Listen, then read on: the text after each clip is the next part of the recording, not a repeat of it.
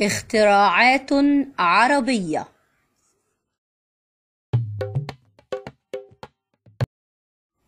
متى كانت النهضة العلمية العربية؟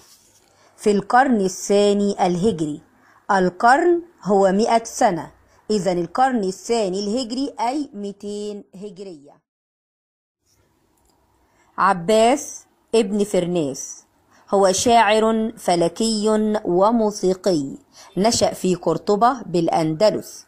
اخترع ماكينة طيران سنة 852 ميلادية عن طريق استخدام قماش يشبه المظلة.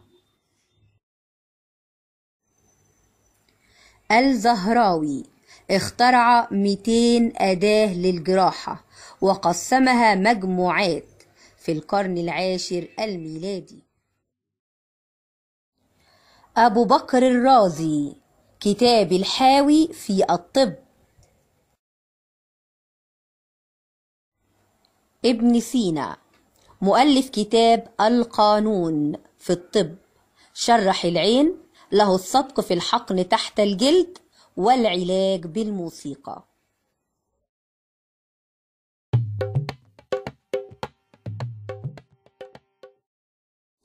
أبو الريحان البيروني أثبت أن سرعة الضوء يمكن قياسها بسرعة الصوت، ومهد لاختراع الليزر. ابن ماجد طور اختراع البوصلة، فاخترع أول إبرة جالسة على سن لكي تتحرك حركة حرة دون وعاء وماء. ابن الهيثم نشأ في البصرة ثم عاش في مصر. اكتشف الخزانة ذات الثقب، وهي الخطوة الأولى لاختراع الكاميرا في القرن العاشر.